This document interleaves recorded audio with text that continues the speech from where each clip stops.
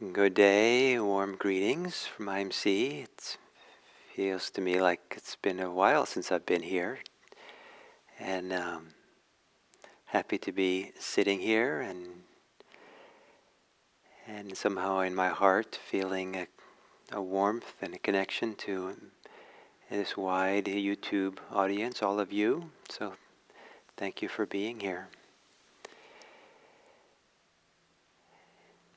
The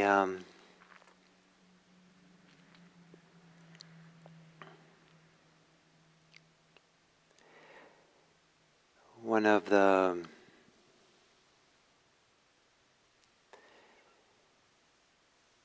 underappreciated aspects of meditation is that right from the very beginning, even the beginning of someone who's starting a meditation practice for the first time, um, the the there are hints or clues for where this practice is going and what's being developed, and to start tuning in or recognizing these hints, these little traces of the goal, in a sense, from the beginning can be very helpful, and it kind of is maybe a guide, maybe a simple guide for the path of meditation. And so, for example, if you sit down to meditate and you're sitting or lying down to be still and not moving, that right there is no longer the engagement with all the movements of the life, the movements of speech, movements of action, spinning around, concerns with movement, fidgeting, that might go on. And in that stillness of the body, there can be a kind of a release from all the activities that might feel kind of good. Like, wow, it's like taking a rest. If you sit down to meditate and you sit and take your posture and then you relax your shoulders, in that relaxation, there is this hint of the whole purpose, whole path of meditation, that that in the relaxation there is a release in the shoulder, maybe even a release in the mind, because of the close way in which the mind and body are connected. And there is a release right there. And with that release, there can also be some shift in the mind.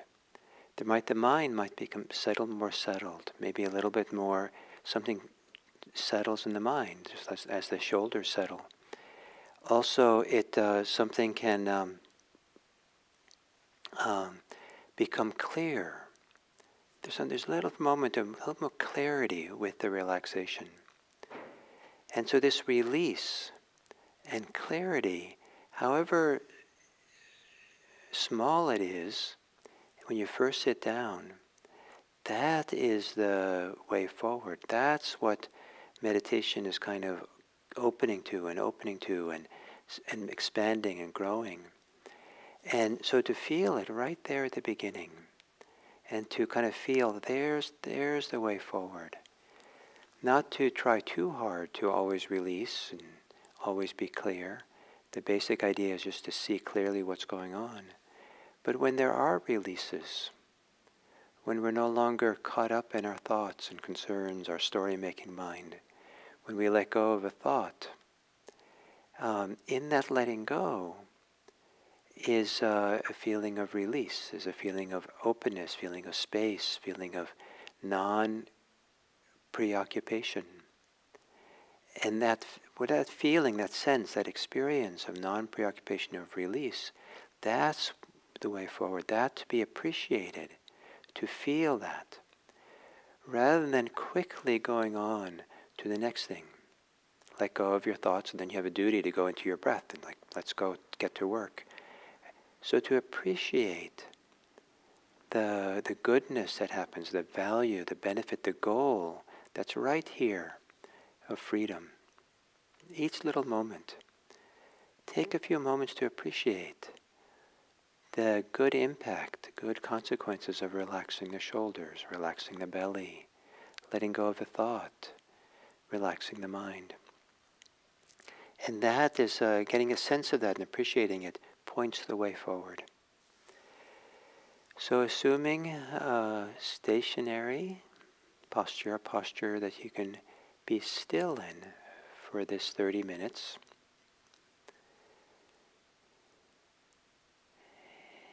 And to help you, even maybe it's easier to become quieter and still in the posture. If you do kind of maybe sway back and forth a bit, or a little bit gently rock yourself a teeny bit, maybe sway around so that you can kind of better find the center and come to a place of balance. So your whole body somehow is finding here to be still and quiet. And then coming into stillness with your body.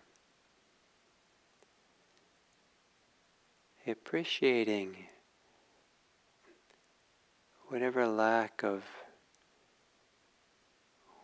work, frenetic energy, busy doing that we can be caught up in.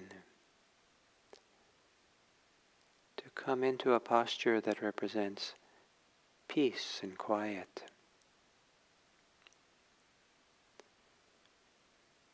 And then to take a few long, slow, deep breaths. Maybe 3/4 full.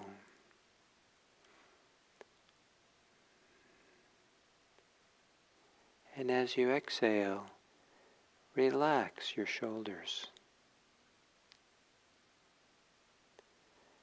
Perhaps appreciating whatever softening of the shoulders there's there.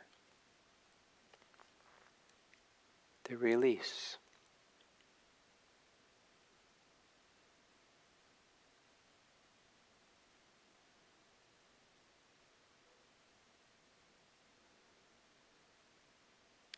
And letting your breathing return to normal.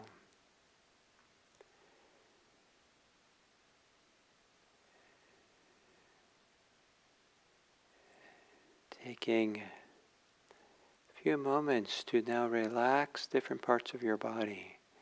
And each time, if you're able to soften, relax, settle in your body, to appreciate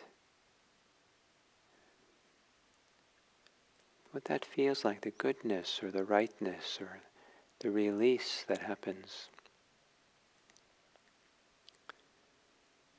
You might soften, relax your belly.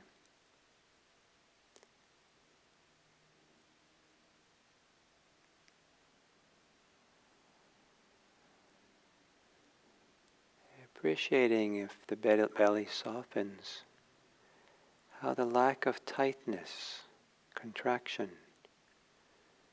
holding, provides a release, a sense of freedom or ease.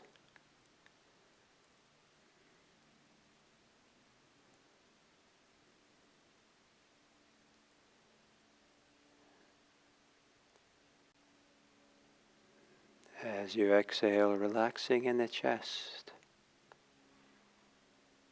around the heart.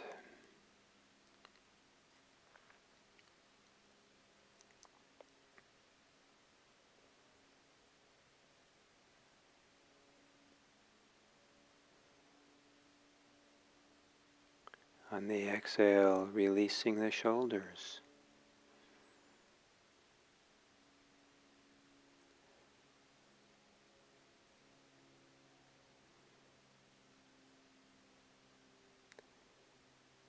Maybe the parts of the tight shoulders don't release at all, but maybe there's a little softening around the tightness.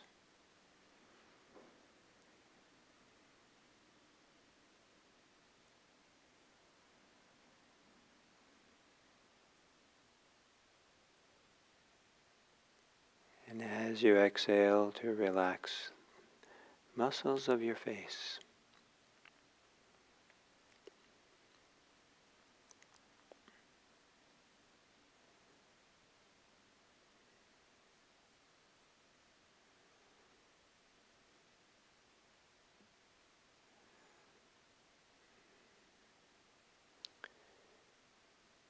And also any contraction or tightness in the mind, any pressure you feel in the mind or tightness,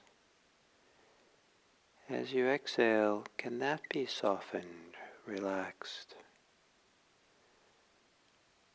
released? And however small the release is, to appreciate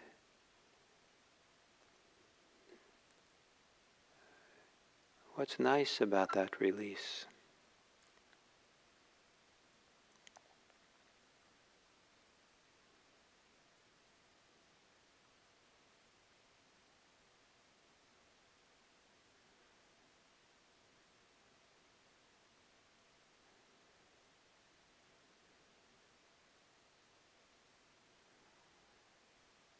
Letting go of your thinking,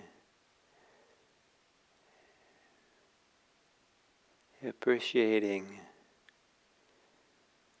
maybe the more spacious feeling that can come with not being preoccupied, even if it's just for a couple of moments.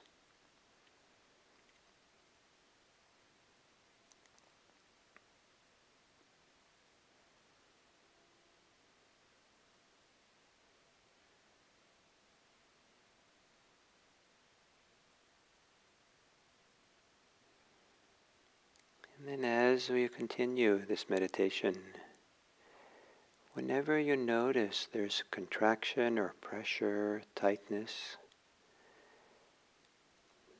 there's grasping or clinging to anything, or relax,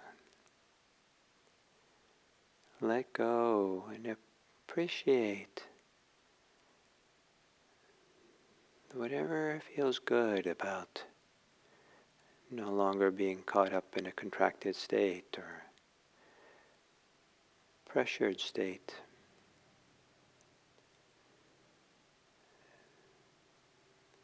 How in the lack of contraction, maybe it's easier for the awareness to be clearer.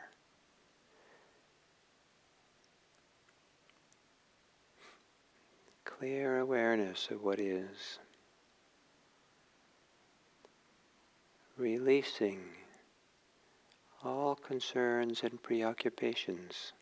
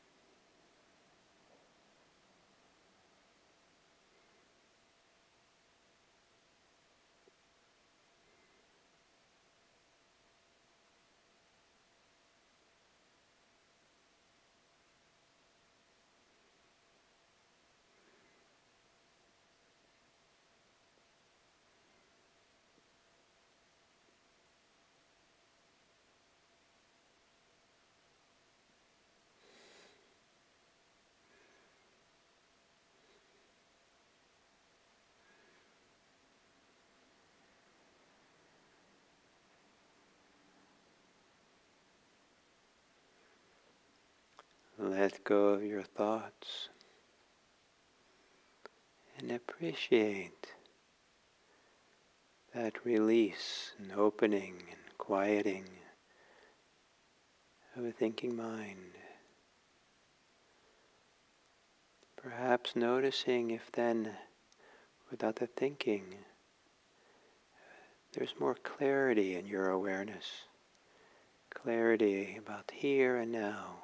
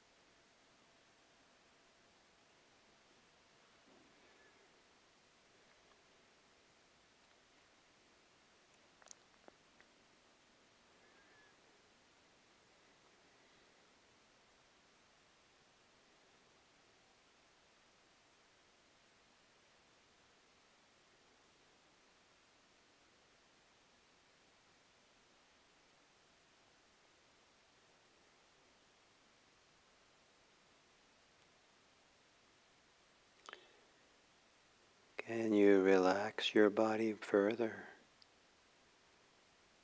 And in the relaxation, feel the release. Feel a certain kind of freedom or ease.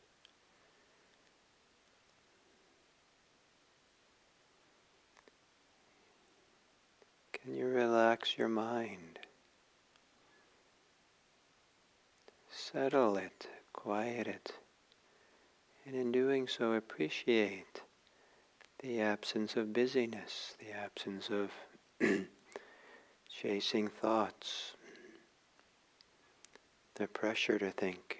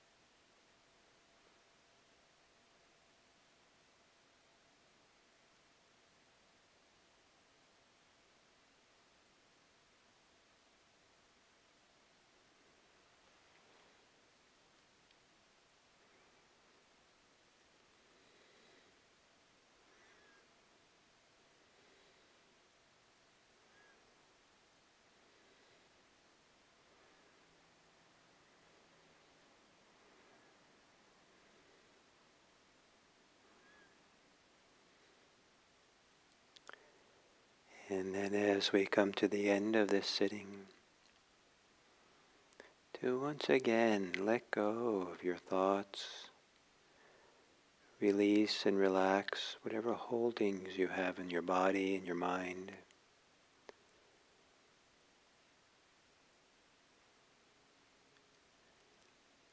And appreciate how doing so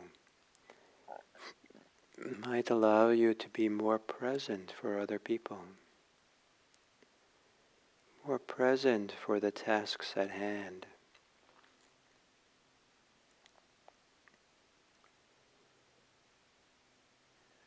That the more you're at ease, the more that you're not preoccupied and have the pressures of and agitations of greed and hatred, fear, that there's a potential for attention, clarity, availability of seeing clearly what's here, maybe with an open heart.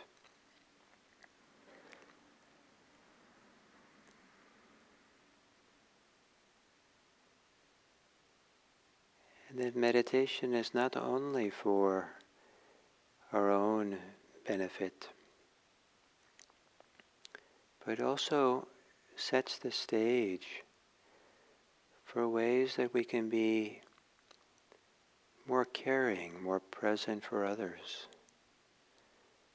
Sets a stage for us to have the heart respond to others with care and kindness, with compassion and appreciation, with generosity.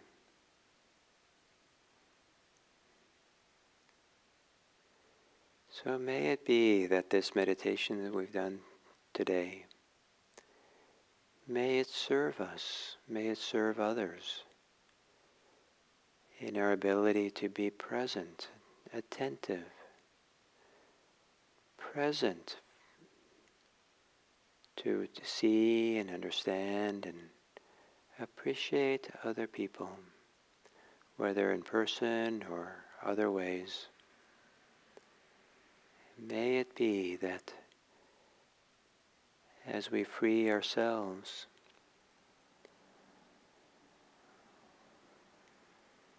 that freedom is expressed in a greater care and love and benefit for the world around us. May all beings be happy. May all beings be safe. May all beings be peaceful. May all beings be free. And may we contribute to that possibility.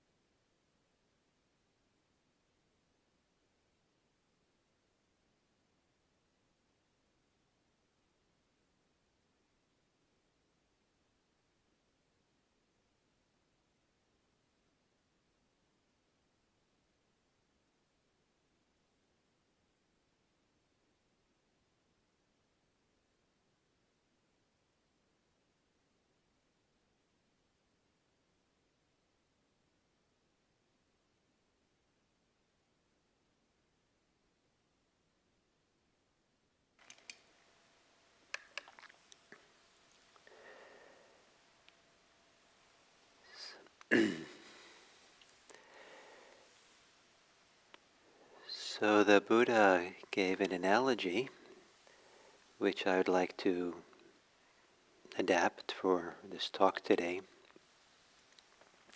He talked about a forester, someone who worked in the forests, who roamed around the forest for their work, and one day came across the traces of an ancient road that had maybe been mostly overgrown and difficult to see, but he saw a trace of it.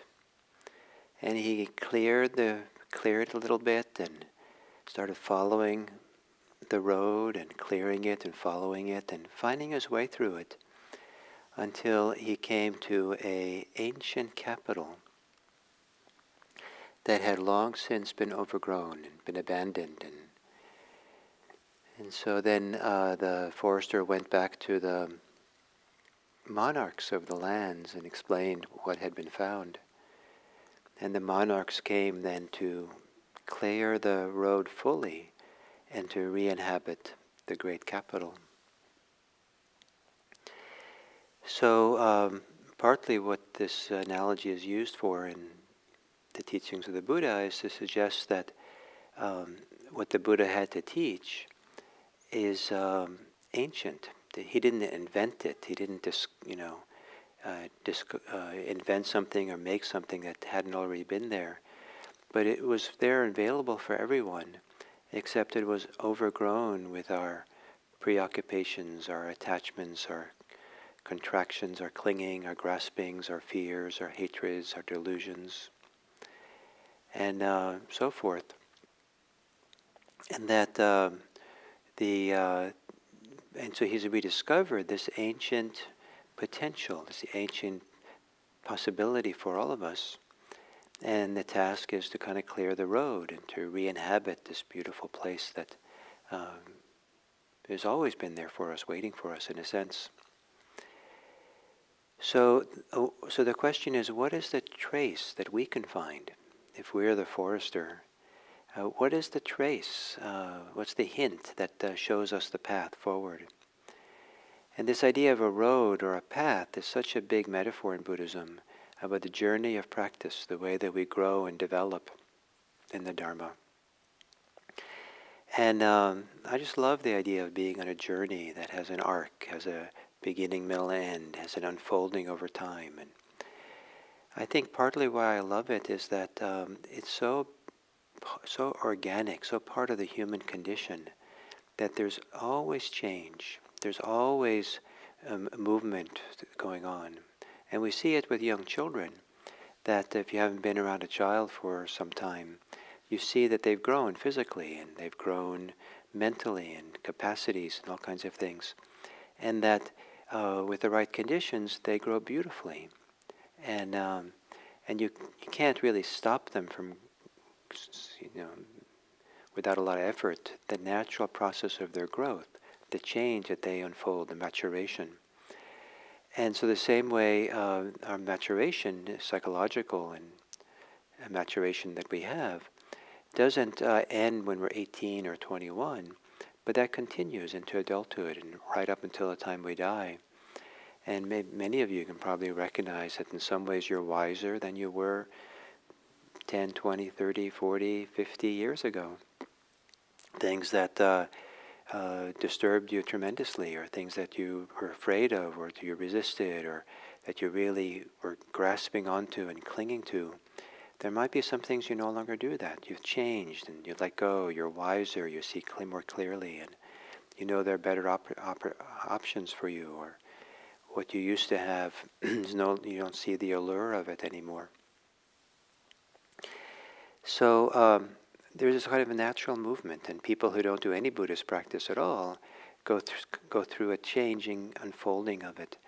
Sometimes there are challenges or things that interfere with the maturation of wisdom and in that process, and people get stuck, they get disappointed, they get betrayed, they have disappointments, they somehow they get closed down, shut down, and so then are not available for the continued maturation process, which is pretty a natural process. And so Buddhism is going along with that process, and then setting the conditions in place that really brings out the best in us, that brings out that freedom from being shut down, closed down, having the heart covered over with mud or with overgrown with all kinds of vines and shrubs and stuff that doesn't allow the heart to radiate or shine. And so this idea of a path, then a journey of that maturation process is often talked about in Buddhism. So what is the traces we can find? And what I'd like to say is that those traces are available at the very first beginning of meditation. The first, even before meditation, even the first teachings or ideas of meditation, where there's maybe a recognition that, these teachings point to something. I can feel, I can sense, I can intuit that there is some freedom, some ease, some absence of stress that is possible for me. And that is the beginning. That's the clue. That's the first traces of that road. And what that means is that the traces and the road itself are not complicated metaphysics. They're not complicated beliefs and philosophy, but something experiential, something we can see and feel and experience for ourselves. In the simplicity of that's as simple as if you hold your hand in a tight fist, it begins being a problem. But if you release the fist, it becomes a lot easier. The fist feels freer and more comfortable. So we have all these fists of the heart, fists in the mind. We have all these ways we contract, or there might be strong resistance or strong pressure that lives inside of us that kind of obscures, it gets in the way of our sense of ease or peace or freedom.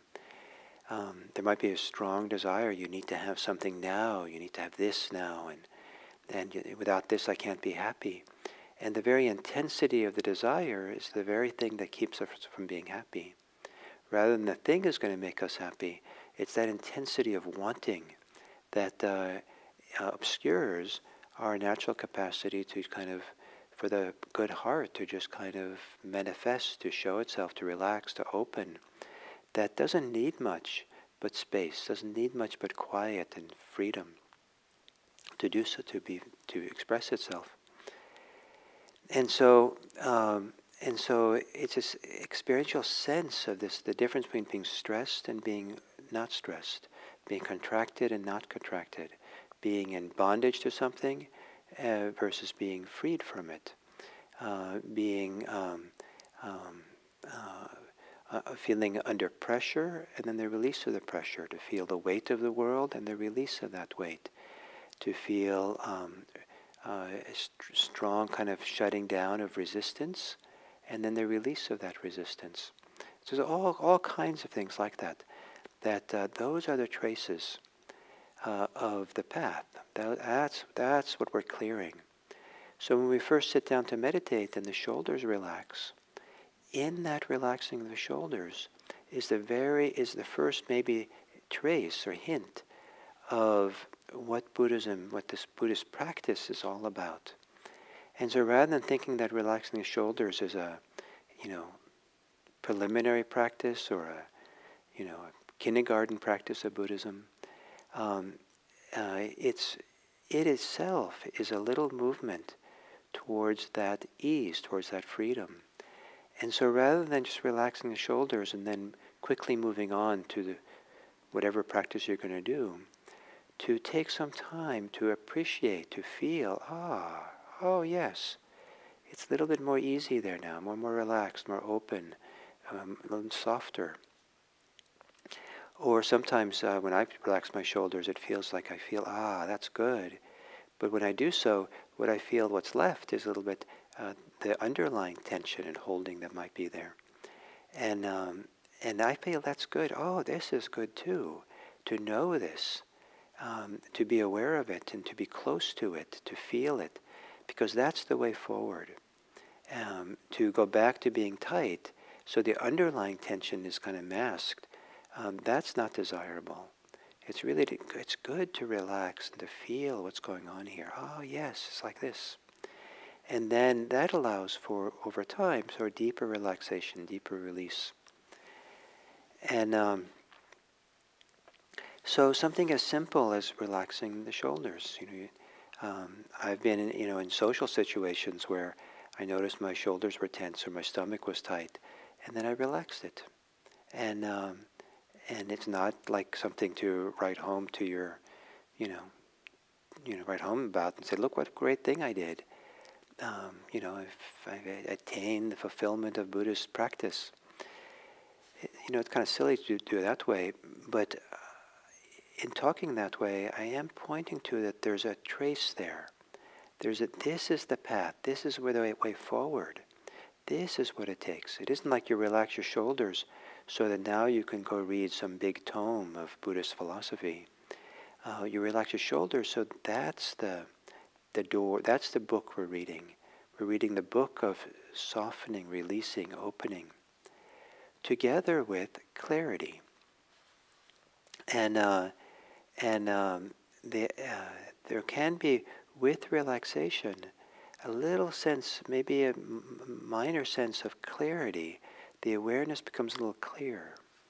And these two together, release and clarity, those are the primary things that we're appreciating, valuing, opening to, remembering to do as we do this meditation Buddhist practice. Letting that grow, these grow and develop. And doing so then allows for this maturation, allows for the greater clearing of the road until we come to this great capital at some point. It gets uncovered. So that's one kind of analogy, the analogy of a path that we go. But it's just an analogy. And another way of saying this is that we are going from one place to another. We're going from here, our self-suffering, to there, where we're not suffering at all. That's the kind of the overall kind of simple description of the Buddhist path. And so, but however, it's not a geographical journey. It's not like we're traveling anywhere in the world. It's all about what happens right here. And each step along the way is not about doing something so that you can get someplace in the future, but each step along the way is itself a fulfillment of clearing the road, or the expressing or finding, even in a small degree, what the whole path is about: the freedom from suffering, from stress, from contraction, from pressure, from resistance, from fear. And so, to really appreciate this, that it's just right here and right now what we're doing. And in this regard, it's sometimes said in Buddhism that the fastest way to go from A to B is to be fully at A. So not to be so involved in getting anywhere, but really take and really be here with what's happening now. And that's very much the same process. Because if you sit down, just anybody, if they sit down to start paying attention to what's going on, they might find that there's a lot of physical agitation. They don't want to sit there. They have a lot of things. They have a long to-do list, and they're anxious to do it all. And there's all this restless, nervous energy in the body to do. And because there's all this restless, nervous energy, it actually feels better to enact it or act out the energy than it is sit still and feel it. And makes us busy again, and it keeps people spinning until they're exhausted. But so you notice this energy of wanting to do, and then maybe settle back and relax the body until there's some ease and presence, just things can unwind. And then we notice that the mind is not here and now, but in the past and the future, thinking about things. And so then there's a process of releasing and letting go of that, to be here. And then we notice that we're here, okay, but we spend a lot of time analyzing and telling stories about here and what's happening and where we're going and what's happening. And so we see all these story-making mind and all this analysis of and plans about what to do about. That's also keeping me from being here at A, really present. So then we let go of the stories, we let go of the plans, we let go of the analysis of what's happening because it keeps us removed from the experience. And so we find this A, we kind of keep shedding, letting go, releasing all the things that keep us from being present in a very good, high-quality way. And it's not about getting any place as it is really arriving and being here in a fuller and fuller way. So in that sense, we're learning to be fully at A. But in doing so, we are shedding, releasing, understanding all the things that help the process of maturation unfold, the process of inner growth, the process of movement towards freedom, towards wisdom, towards compassion and love. All those things now have space and room to unfold and grow. And so there is a kind of a going from A to B. Simultaneously, we're becoming transformed and changed in that process. And even if you don't want to be transformed in that process, you can't help human change. We're all changing psychologically, we're all changing physically, day by day, hour by hour, through this lifetime. But what we can do is create really good conditions for that change to happen in a way that's beneficial. And if we continue to live under stress, if we continue to live not really connected to ourselves, spinning out with desire and agitation and wanting the next thing and making the next plans or always hiding and closing down and not really being honest and present for what's happening, those are powerful conditions that influence the direction of our maturation. And it can be a direction which is not so good. And but if we meet ourselves, our life with courage, with goodness, with presence, with love, with letting go, opening up, then that creates a very different set of conditions where things start feeling safe inside, where there starts feeling a fearlessness inside, where there starts feeling there's an appreciation and love and care for what's here. And those have a very different influence on how we change and mature over time. And so simultaneously to the practice being fully here at A, nowhere but here, we are putting ourselves in a process that has us go from A to B, has us go from who we are today to what we can become as we become freer and more compassionate, more liberated in this whole process. And